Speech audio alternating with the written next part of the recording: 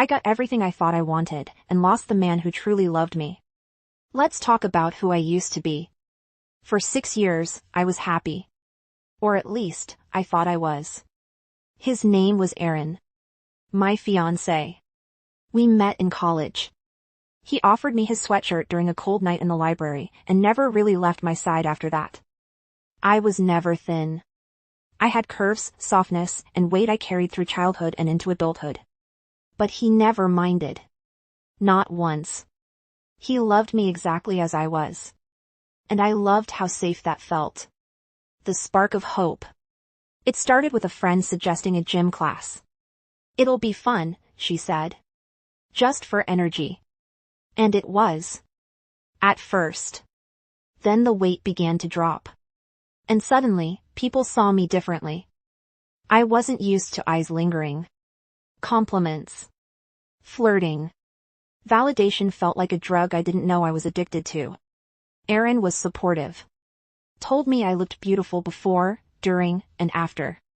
But his quiet, familiar praise didn't hit the same as strangers staring at me like I was a prize. And that's when I started to change. The mirror looked great for the first time in my life. I started dressing differently. Speaking differently. Louder. Sharper. Bolder. Aaron said, "You seem different lately." Not bad, just distant. I laughed it off. But the truth was, I felt reborn. Like I was finally becoming the version of myself I was supposed to be. The attention inflated me. Not my body. My ego. I became the kind of woman I used to resent. And I liked it. Attention and validation I was getting became intoxicating. Men flirted. At work. At bars. On the street. And I didn't stop them. I started testing boundaries. Flirty messages I never deleted. Drinks I didn't turn down. It wasn't cheating. Not technically. But emotionally? I knew I was stepping further away from Aaron. And closer to the attention I now felt entitled to. But something shifted in me. My body was not the only thing that was changing. I started talking differently. Reading things online. Engaging in endless debates. Aaron listened. Tried to understand. But he was becoming small to me. Ordinary. And the more extraordinary I felt, the more I resented how gentle and steady he remained. He was an anchor. But I wanted to fly. Even if I didn't know where I was going. The breaking point came suddenly, with no warning. It happened on a Thursday. He asked if I wanted to go look at wedding venues. And I rolled my eyes. And he noticed. He was strangely calm, he didn't raise his voice, but that calm voice and demeanor carried a strange weight of hurt. "Do we even want the same life anymore? I've loved you every step of the way," he said. "But lately, I feel like you're becoming someone who doesn't need me. Or even like me." I didn't answer. Because in that moment, I wasn't sure if he was wrong. He packed his things 3 days later. Left the ring on the table. No shouting. No blame. Just the soft devastation of letting go of someone who still loved me, but couldn't recognize me anymore. I told myself I didn't care. That I had options. Attention. Freedom. But when the nights grew quiet and the mirror showed only reflection with no depth, I realized I hadn't become powerful. I'd become alone. And I had no one to blame but the woman I turned into. The echoes of the past were everywhere. His album, some clothes, and cologne. I kept his toothbrush for weeks. Didn't use it. Didn't throw it out. Just stared at it. Like it might explain what I'd done. The apartment felt too big. Too cold. And the attention that once thrilled me? It started to feel hollow. I went out with friends. Tight dress. High heels. Lipstick he always said made me look like trouble. And trouble found me. A man at the bar, confident, sculpted, interested. He flirted. I flirted back. But when he leaned in close, I felt nothing. Not excitement. Not guilt. Just numb. Because he wasn't Aaron. And no one ever would be. I stood in front of the mirror that night. Looked at the woman I'd sculpted. Toned arms. Sharp collarbone. Flat stomach. I'd worked so hard to become this. But she didn't smile back. She looked tired. Exhausted. Like even she didn't believe the act anymore. Nights became hours of scrolling.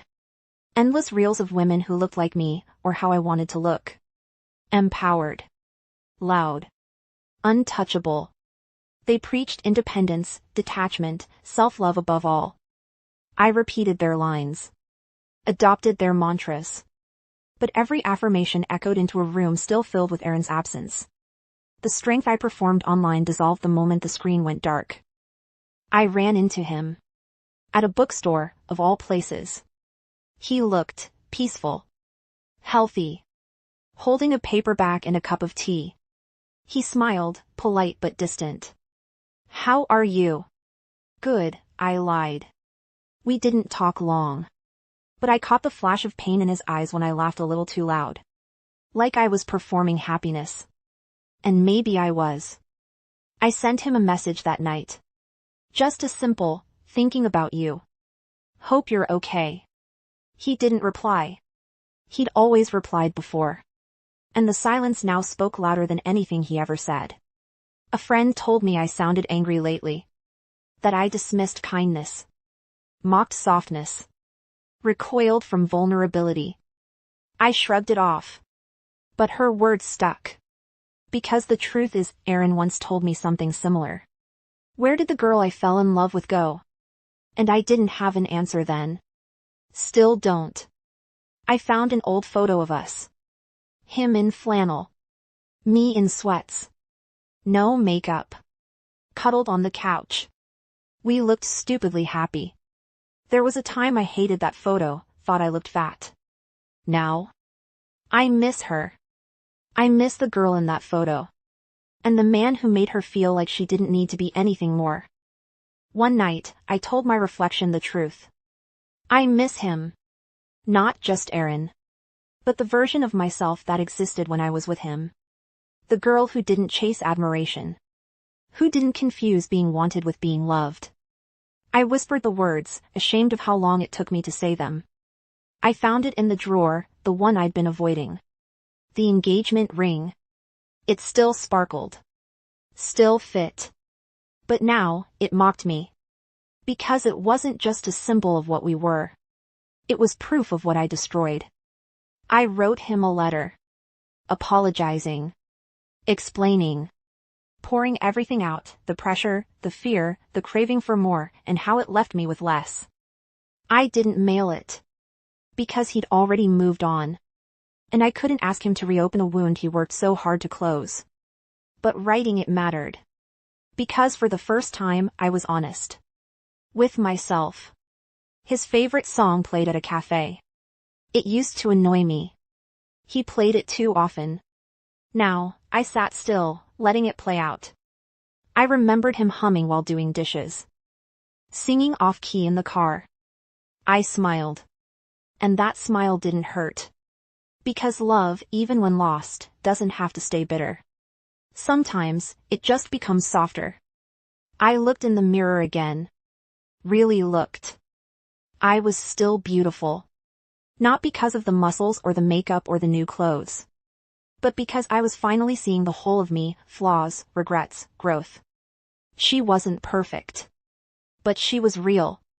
And that was more than enough to start over. The reunion photo. A friend posted a group photo online. Aaron was in it. Next to a woman. She was pretty, in a calm, grounded kind of way. Not flashy. Not sculpted. They looked peaceful. I zoomed in on his smile. It wasn't the smile he gave the world. It was the one he used to give me. And that's when I realized. He hadn't changed. I had. Someone new asked me out. He was charming. Funny. Confident. The kind of man I used to think I deserved. But over dinner, I caught myself watching how he treated the waiter. Dismissive. Sharp. Aaron used to tip 30% and remember their names. I smiled through the meal. But I never returned his call. I cleaned out my closet. Tossed the dresses that screamed for attention. Kept the ones that felt like me. Me, not the performance. The girl who liked cardigans and quiet rooms. The woman who didn't need applause to feel seen. The version of myself Aaron loved, and the version I was learning to love again. I made dinner for one. Set the table. Lit a candle. No music. No distractions. Just me. And it didn't feel lonely. It felt like peace. Because for the first time in a long time, I wasn't chasing anything. I was just being. And that was enough. He messaged me. Months later. Simple. Warm. I hope you're doing well. Just wanted you to know I always believed in you. I read it 10 times. Didn't cry. Didn't reply. But I placed my phone down with a quiet smile. Because some things don't need fixing. They just need understanding. I took a walk past our old apartment. The window plants were different. The mailbox had a new name. But the sidewalk held echoes. Us laughing. Carrying groceries. Sharing ice cream. Memories I didn't chase away. I let them stay. Not to haunt me. But to remind me. That once, we loved each other well. And that still mattered. A stranger smiled at me on the train. And I smiled back. Not because I needed anything from him. Not because I wanted to be seen. But because the smile was real. Mine. Unperformed. And for the first time in years, I liked the woman behind it. I woke up before my alarm. No urgency. Just light spilling through the curtains. Made coffee slowly. Let it brew. Took a breath. No rush to prove. No audience to impress. Just me. And that morning, I realized. I hadn't become who I used to be. I'd become someone better. Someone whole. I wrote myself a note. Not for Aaron. Not for social media. Just for me. It said, "You are enough. You always were. Even when you couldn't see it." I tucked it into my journal. No hashtags. No filter. Just truth. And I believed it. There's no grand finale. No romantic reunion. No dramatic speech. Just me. Living. Breathing. Choosing quieter things. Truer things. Aaron taught me love. Losing him taught me value. And learning to stand alone? That taught me grace. I got everything I thought I wanted.